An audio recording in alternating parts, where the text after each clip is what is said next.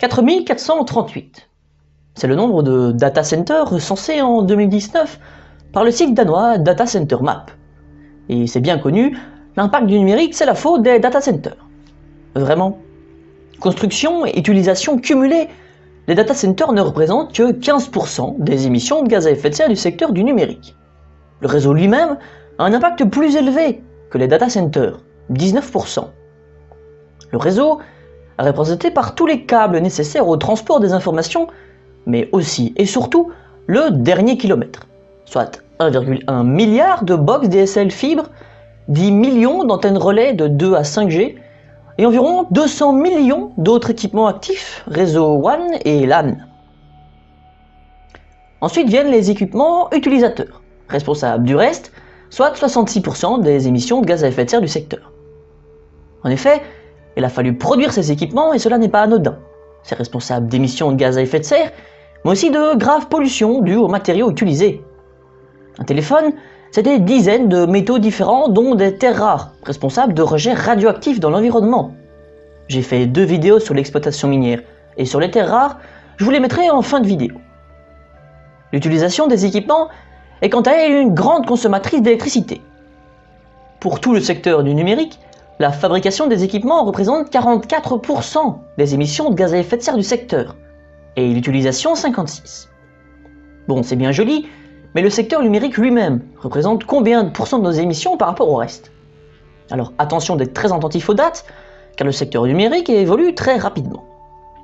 En 2019, les émissions de gaz à effet de serre du secteur représentaient 3,8% des émissions de gaz à effet de serre mondiales, et le secteur est promis à une grande croissance, passant de 2,2% en 2010 à 5,5% en 2025.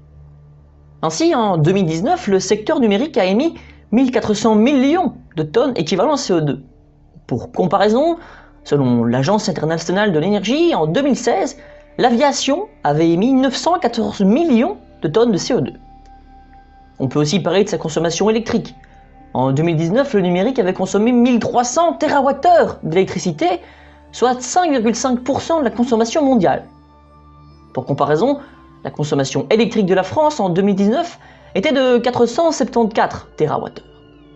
Voici un tableau qui provient du rapport très bien fait de Greenit, dont le lien est en description. Dans ce tableau, on remarque plusieurs choses, notamment une explosion des utilisateurs entre 2010 et 2025, passant d'un peu plus de 2 milliards en 2010 à plus de 5,5 milliards en 2025. On remarque par contre que les équipements classiques restent relativement stables entre 2015 et 2025. En effet, le marché des smartphones notamment est totalement saturé. Étonnamment, on remarque que le taux d'équipement baisse, passant de 7 en 2010 à 4 en 2020 et 2025. La raison est simple. Les pays qui actuellement s'équipent sont des pays en voie de développement, avec des gens qui ont un moindre pouvoir d'achat. Ils s'équipent donc moins que nous. Mais ce que l'on remarque surtout dans ce graphique, c'est la croissance du nombre d'objets connectés. De 1 milliard en 2010 à plus de 48 milliards en 2025, soit grosso modo 50 fois plus en 15 ans. Leur contribution aux impacts de l'univers numérique passe ainsi de moins de 1% en 2010 à près de 20% en 2025. C'est absolument énorme.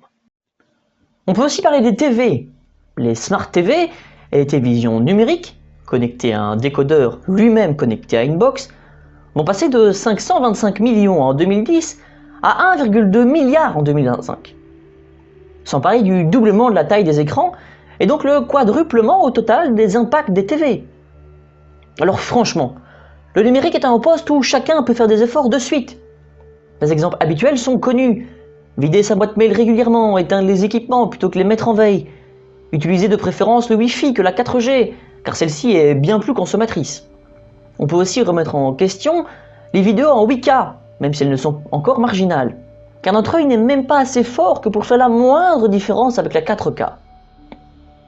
Une chose importante à faire, c'est de ne pas racheter inutilement un nouveau téléphone, ou tablette, ou même PC, s'il est encore fonctionnel ou réparable. Je n'ai pas parlé de 5G ici, car je l'ai déjà fait dans une vidéo dédiée qui apparaîtra en fin de vidéo. Cela dit, ne jetons pas le bébé avec l'eau du bain. Les compteurs intelligents, par exemple, permettent de faire des économies de chauffage. Sobriété numérique ne veut pas dire abandon, sinon je ne ferai plus de vidéos sur YouTube. Et bien voilà, j'espère que la vidéo vous a plu, si c'est le cas n'hésitez pas à la partager, et surtout abonnez-vous si ce n'est pas déjà fait.